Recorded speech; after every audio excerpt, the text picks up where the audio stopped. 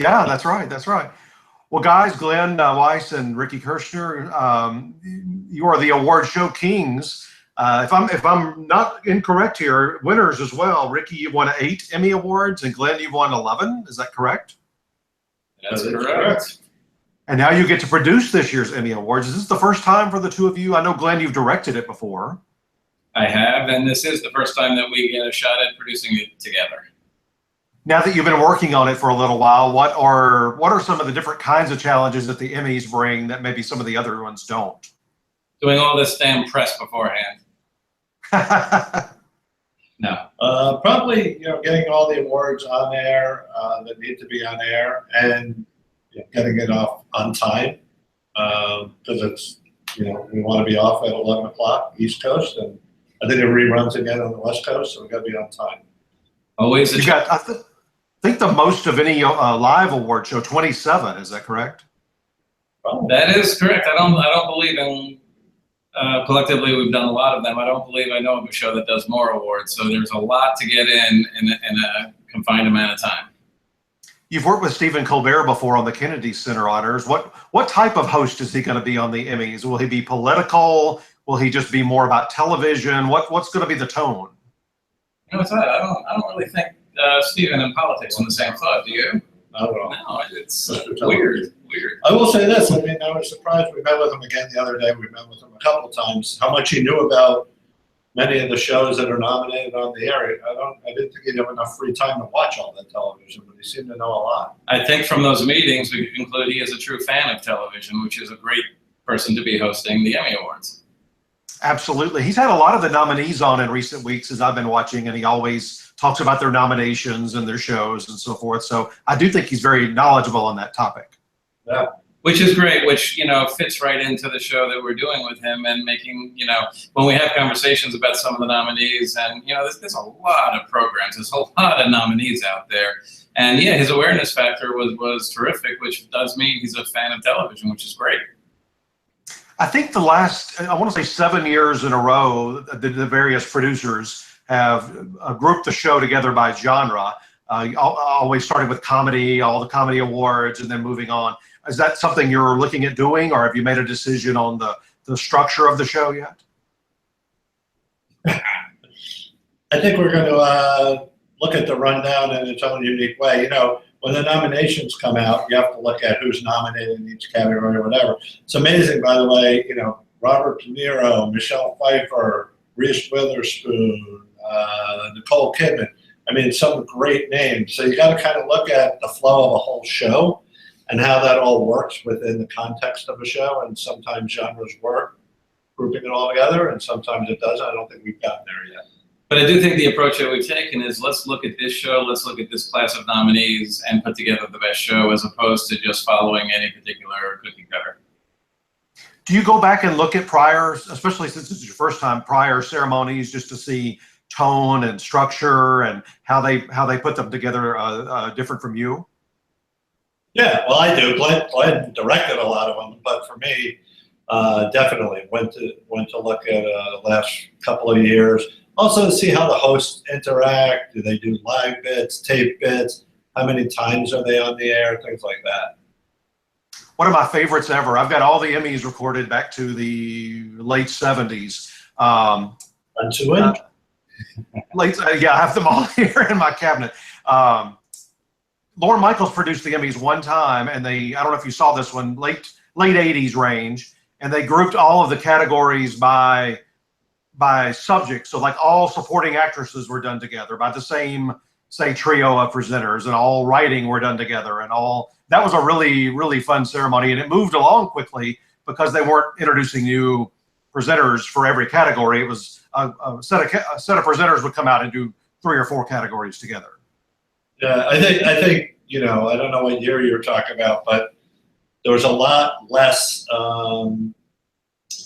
outlets with a lot less people that you have to use as presenters. So actually, we're trying to use a lot of presenters that are nominees and bring some more names to the table than just the nominees. So I think if you go back to those days, it was easier to do what you're saying. Yeah, I agree with that. You do have that challenge too. I've noticed over the years that that you have to give somewhat of an equal weight to, say, all the broadcast networks in terms of presenters, and then make sure everybody else, most of the other outlets are represented. It's quite a challenge, I'm sure, to put that big puzzle together. Well, I do think, in general, the landscape of television is changing, and has changed. And for us not to be colorblind to that would be wrong. You know, I think it's important for us to be cognizant that if we're celebrating television, we're celebrating across, platforms and networks and stuff. So obviously representation is important.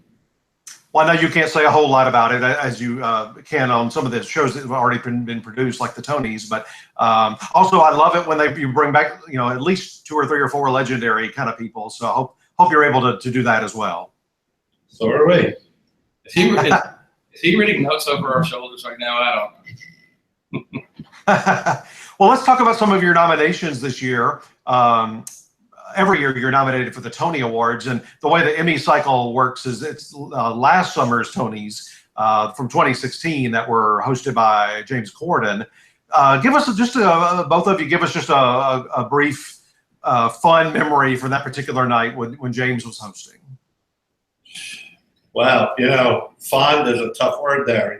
We came in that morning and it was a bad day in Orlando, and so fond memory may not be the right word, but we had a whole show planned, and had to think about how we were going to address what had happened in Orlando that night before. And James really went out there and with an opening minute talked directly to the camera, and I thought set a great tone for the night because it was solemn and honest and everything else, but also allowed us to celebrate from there going forward. It was also a really big year on Broadway. I mean, Hamilton was a show that came along that had a lot of awareness beyond the Hudson River. Other than all the other adjectives that you could use about the show, the Tonys were presenting a performance from a show that was very nationally known already, which is sometimes a rarity on the Tonys because it's always new material. Part of the criteria for being nominated for a Tony is having opened within such a close time to when the show airs, that often we're putting shows on the air that less than 10,000 people could have possibly seen. So the whole night itself, James was terrific. The open with him, we had Hamilton, but we also had a bunch of other great shows. So the whole energy of the night was so entirely different than most of the shows that we've, even the other Tony casts that we've produced over the years. It really was just such a memorable evening. And just because you brought up that it was last year's, a lot of people do get confused by which one they're looking at. But if you go to the viewing site, you'll see it was last year's show. And we did, some really cool stuff outside. We had casts of every show performing, their favorite song from the history of Broadway and things like that. So there's a lot going on that night. And carpool karaoke was fun. Yes, of course. I love the touch. I love this on any ceremony. Oscars do this probably better than anybody, where they bring back the 4 previous acting winners. This year's ceremony, hosted by Kevin Spacey, just such a nice touch, bringing Lin-Manuel Miranda back to present Best Musical. I love it when producers think of those kinds of things. And it was a nice coming full circle from a year ago when Hamilton actually won the award, and Lin has become this very, very obviously hot property. He was in London shooting a movie. Working out all the logistics wasn't easy, but it was a really, great way to end the show.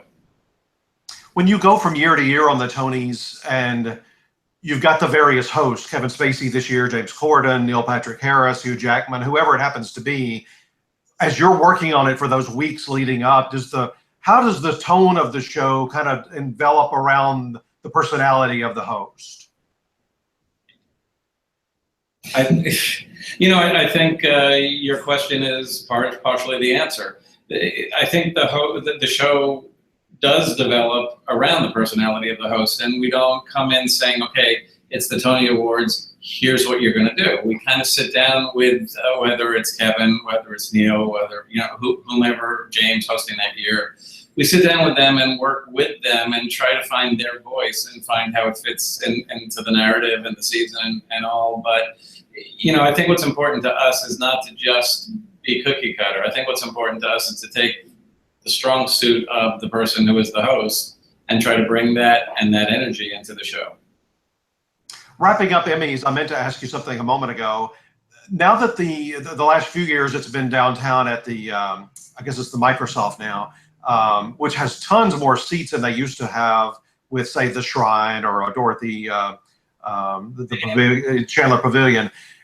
Do you think? I think for years Tom O'Neill, our boss, would ask the Academy about why don't you go up to 10 nominees per category, and the main issue at the time was just how would you seat everybody. But I don't think that's an issue anymore. What would you like to see, because of the sheer amount of television that's available, maybe more like a 10 nominees per category? Could you fit those all in from the presenters saying all of those, or the graphics and everything?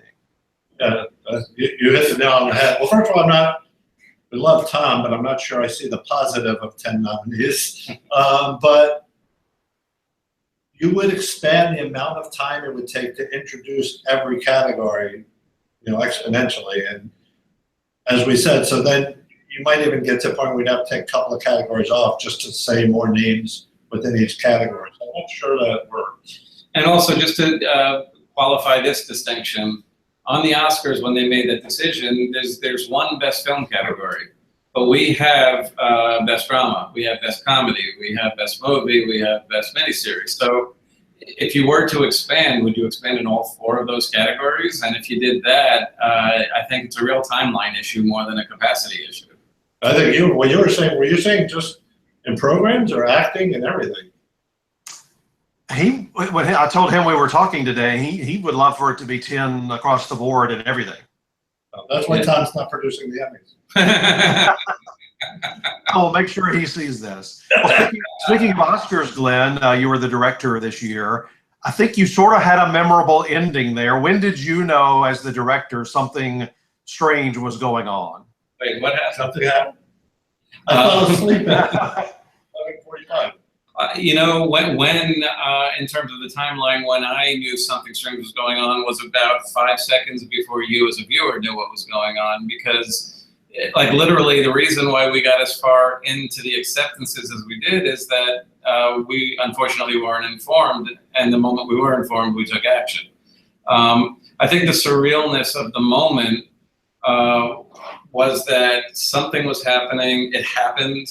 We couldn't control it. My role as the director on the show now was simply, you have 2 choices here, and all your training in live television is sort of, let's go wide, let's cover this up. And my instinct went 180 degrees from that. My instinct was, this is unfolding in front of us. I got to show as much detail as I possibly can so that everyone can see we are on the up and up here. I went out of my way to make sure whatever was happening, I'm not cropping the shot of our stage manager with a headset or the accountant. I went in for that tight shot of the card when it was held up. Very, very much on purpose, because unfortunately this happened. I couldn't control that. But what I could control was making sure that the story the next day is not Oscars tried to cover up. So it was really, really important when this unfortunate incident happened, from my point of view, to make sure we're now storytelling and keeping everybody in what's happening and not covering it up. And the individual camera reactions, especially within the audience, were just priceless. Well, I appreciate that, and tell your friends who are voting. Yeah. But is that what do you say to your crew later that evening, or I don't know, when you do your sort of I don't know what you call them, the morgue meetings where you dissect. What do you say to them? I'm sure very complimentary about way to be on the ball here and keep up with what was going on. Yeah, look, you're doing a live TV show, and it's what, you're bringing in professionals around you who are in the business of live TV. And yes, I was very grateful and thankful to those around who stayed composed and stayed with me. And, I did a bunch of audibles at the time. We rehearsed for days and days and days. That last minute and a half, which probably more people had seen than the whole rest of the show because of replaying it over and over and over again, obviously was unrehearsed, obviously was happening in the moment. So dependency on a crew being at the top of their game and reacting the right way and all was really important, and I was very grateful to them. The other thing I pointed out after the show was, if the discovery was made 40 seconds later and we had gone off the air, you can't put the genie back in the bottle. Once we were off the air, what are we going to do? Put out a press release saying, oh, we got the ending wrong? So unfortunately, it took as long as it did to come out, but thankfully it came out when it did, and not just a little bit later, because that would have just been a whole different kind of nightmare. Right, right. Ricky, well, first of all, Glenn, are you, I know they've got the same basic team behind the scenes. Will you be back for the 90th directing? I will be back for the 90th. Oh, perfect, perfect. Ricky, you're also nominated for producing the Super Bowl halftime show this year with Lady Gaga. How was that? I know you've done that before. What was difference-making moment for this particular year than other years? Wow. Well, I mean, I think the Open obviously grabbed a lot of people's attention. And working with every act you work with, whether it's a Super Bowl or a Tonys or music shows, it's always a different experience. I mean, she's a great professional, worked really hard, and I think, you know, anyone that goes to Super Bowl realizes it's a big moment in their career, so they bring their A game. And I think, you know, both on the Tonys and Super Bowl, I'm proud of the fact that we have multiple nominations, not just program. I mean, you know, on the Tonys, we have writing, we have production, lighting, technical design, and on the Super Bowl, we also have lighting and production design and technical direction and audio and music direction. So it's nice that the whole team gets recognized, because it's not just us on either of those shows. I think Oscars has technical. And Oscars has a whole bunch of nominations as well, which again, as I've said, you're dependent on a team around you. You know, I'm nominated for directing, and that ending was monumental, but it was monumental because of the coverage that everybody did, not just what I did. So I'm grateful to the team for sure. I think my single favorite program of the whole year, I told Glenn this last year on the Emmy red carpet rollout, is the Kennedy Center Honors, which you took over a couple of years ago. What do you know now going into a third cycle that maybe you didn't know when you started? Well, I think with any show that you do, as you grow and have achieved completion in the first year and second year, there's things that you learn along the way. You know, I think the most important thing about the show is that it is a most important show. You know, there's a lot of entertainment out there on television. There's a lot of things that you know, are just out there to amuse. We're there to honor people who have contributed to the arts in this nation. And I think the importance factor of that kind of supersedes almost anything else. I think it's a really wonderful show to be a part of. And all the little touches that we can do is not about, let's try to get ratings with this, let's try to get attention with this. It's about, how do we honor this person appropriately? Because this is a lifetime of work that's contributing to this country. So I think that's kind of, at least from my point of view, the core value that I went in with, but learned even more about as we lived the first 2 years of it. I just think that, you know, us making the evening about those folks sitting in the box is what it's all about. I kind of learned it should be a 3-hour television show. It's Not really two. hard. It's, you know, you've got, like, think about it. You know, even this show, like Norman Lear, Gloria Estefan, LL Cool J, Carmen DeLella, I mean, not Lionel Richie. How do you squeeze that into, which is essentially 90 minutes of television when you take the commercials out? It's really hard. That's, you know, 5 greats, life's work. So I think that's what we learned is time management. And it's kind of a tricky thing, because time management in the room versus time management on television. And I think we're still learning. We've been talking about it even looking forward into this year. You know, how do we honor these people and give them what they're due, both in the room and on TV, and yet make it fit? I was afraid for months that it would be difficult to get the right, you know, combination of people with the new administration and all. Was there any difficulty behind the scenes lining up these 5 artists? You know, the Kennedy Center has a committee and executive board, and, you know, so they did most of that. Pretty much just talked to us about how it all fit within a TV show. So we didn't get much into how it was selected or the politics of that. But I think, you know, I'll just make the point that it's also, there was speculation there were going to be all these right-leaning acts, and it's not obviously a bunch of right-leaning acts. So, you know, I think the whole idea for us is that let's put our politics aside and pay tribute, because this is about the art and arts in this country, which is a really important topic. I don't think we've heard yet, but will Stephen Colbert come back for a 4th time around as host? I don't think we've heard yet. I don't know. I haven't heard either. Don't know yet. You're not breaking much news for me today. Wait, there's news to be broken? Well, guys, I really appreciate this. I told your office, weeks ago that I would love to set this up because you're responsible for so many of the great hours I have just as a viewer all year long. So thanks for all of that, and good luck with the Emmys. I know you're up against yourselves in some categories, so it's going to be quite interesting. Well, I'm rooting for a tie. Yeah. Actually, it'd be really cool. Which, according to the rules, is possible. It is possible, yeah. Just don't give you the award and then take it back, right? You know, I've been there, done that. It's overrated. Thanks, guys. Thank you.